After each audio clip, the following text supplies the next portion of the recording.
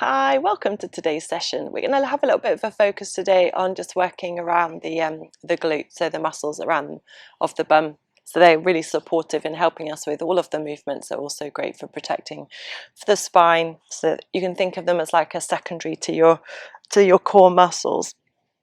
So we're going to work a little bit with that as our intention today.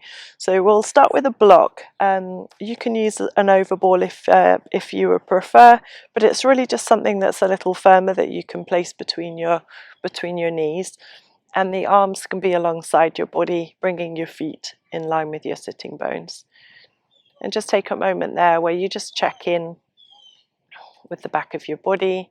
Notice if you feel like you're in line or not, making any of those adjustments that you feel like you need to make so that you can sense how your head is over your rib cage and your ribs are over your pelvis. Just taking a breath in to the full length of your spine, all the way down to your tailbone.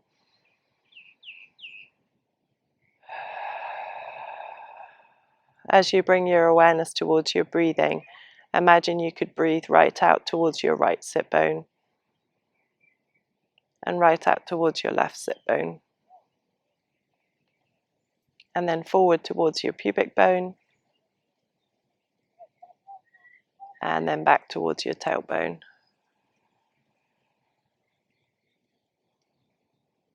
And then on your following exhale, just allow for a little hug of the block. As you find the hug of the block now, press into your feet and begin to peel your pelvis off of the ground until you come to the top of your bridge. As you exhale, start to melt all the way down. One more time. Pressing down to peel up.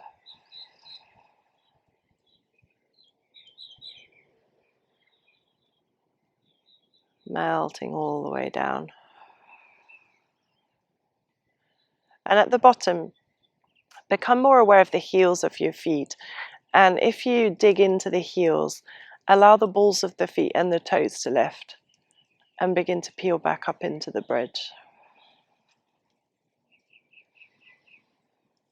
Exhaling down again, keeping the fronts of the feet and the toes lifted.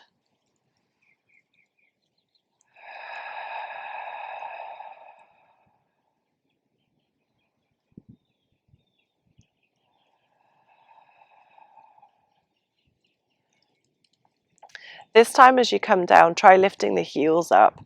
And sometimes you have to play around with the position of the feet to make that happen. So if you need to be closer with the feet to lift the heels, that's fine. Again, begin to peel back up again, keeping the heels lifted. And then come back down again. Let's just do two more.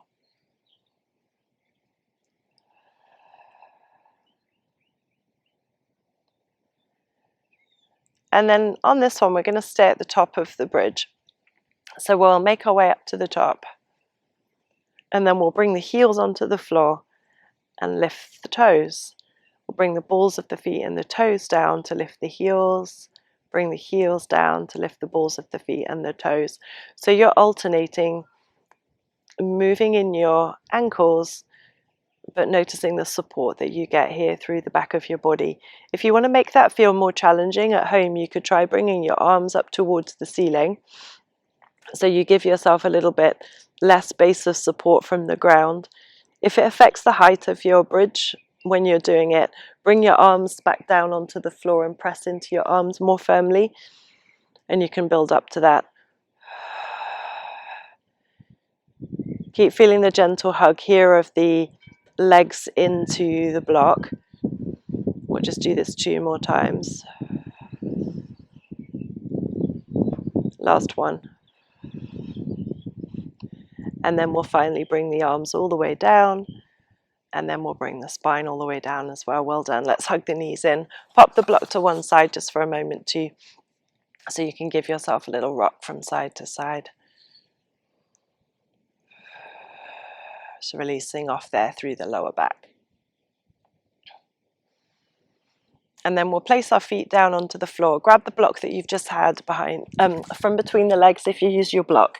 We'll use this now for the head, bending through the bottom arm.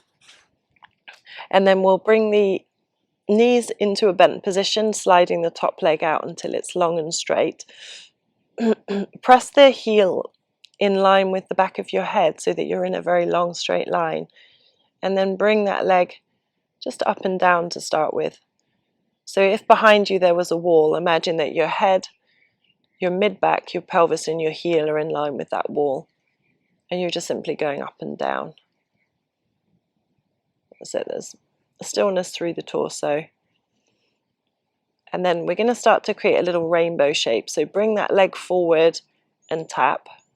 Bring it up, back and tap.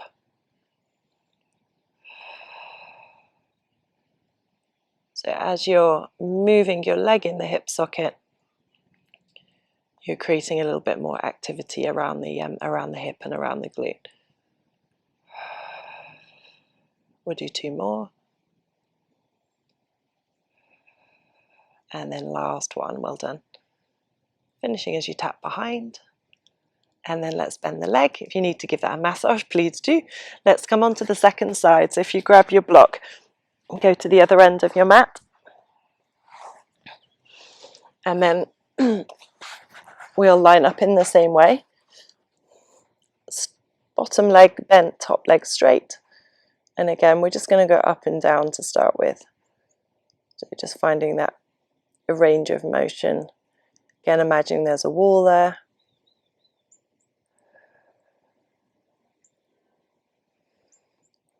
Breathing fluidly in and out.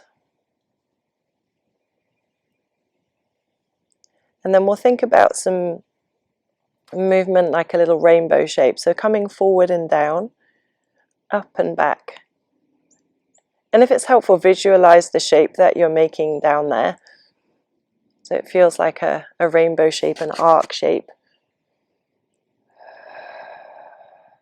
Notice how you increase the crease of your hip as you come forward, but you open the crease of your hip as you go behind you.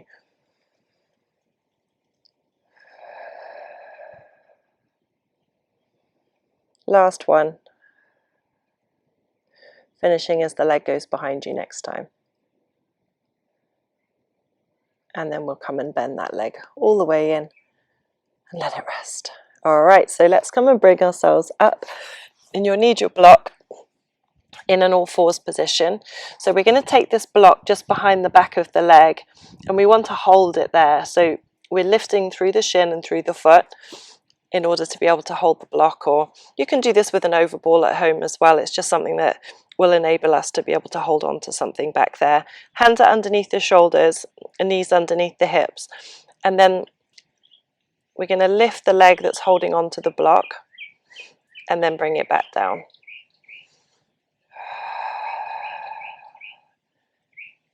Go slowly with it so that you can navigate what the height of the movement can be before you might start to drop it. I'm using a yoga block, which is definitely a bit more challenging than if I had a sitting block from the studio, I think.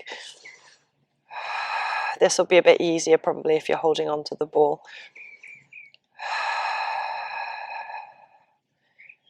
But what's really nice about this is it just isolates the movement into the back of the leg. And it isn't obviously just the back of the leg that's working here, it's everything around the shoulders that's keeping us stable, and again around the front of the body. So like everything, we're never isolating movements into one particular muscle group. We just might have more of a focus. Let's do 2 more. And then 1 more. And then we're going to see if we can keep this leg lifted.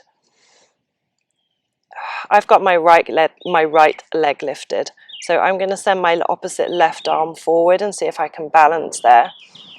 So I've got my right leg lifted, left arm forward. 2 breaths. And then I'm going to come all the way in and rest. Let's try it on the other side. So I'm going to take mine behind my left leg, so make sure you swap over to whatever side that you didn't do last time. Again, secure your block there.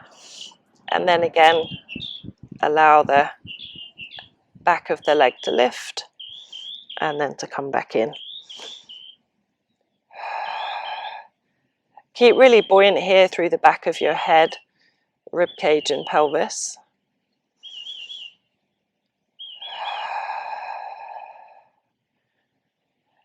You could think about trying to get the back of your thigh parallel to the ceiling.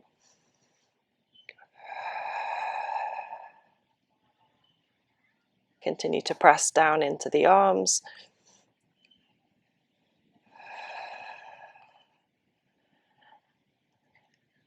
And then on the last final one, we're going to stay there with the back of the leg floating up. So mine's back of left leg, and then my opposite right arm's going to go forward. I'm going to pause and breathe for 2 breaths.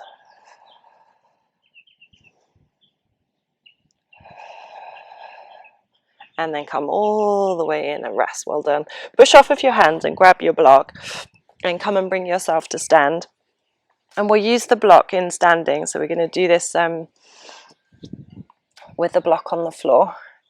So standing with your right foot on your block. And then we're going to push down so that we've got the toes of the left foot on the floor. The right leg, right foot is on the block. And we're going to see if we can just balance here. So for you, you might have the toes of your left foot staying in contact with the ground. If you'd like to challenge that idea of balance a little bit more, you could bring your left foot so that it's just hovering above the ground. And this way, again, you'll get the support of the standing leg a little bit more. You could then take your hands onto your hip bones. And then if you'd like to try it, you can try steadily moving the left leg forwards and back. Just really small movements. If it feels too much up here, you can also do this on the floor. Continue to breathe. One more forward and back. Whoop. And then come and rest. Let's try it on the other side. So again, your foot's on the block, left foot this time. I'm not quite on an even surface here, which is making it a lot more challenging than I was imagining. So again, you might let the toes of your right foot hover. Feel the hip bones under your hands are square. And then again, you can start to allow the leg to travel forwards and back. I'm going to have to use the floor a little bit on this side because it's really an uneven floor. Oop. Move, if you move around, that's all okay. Notice the root of the big toe, second toe. One more.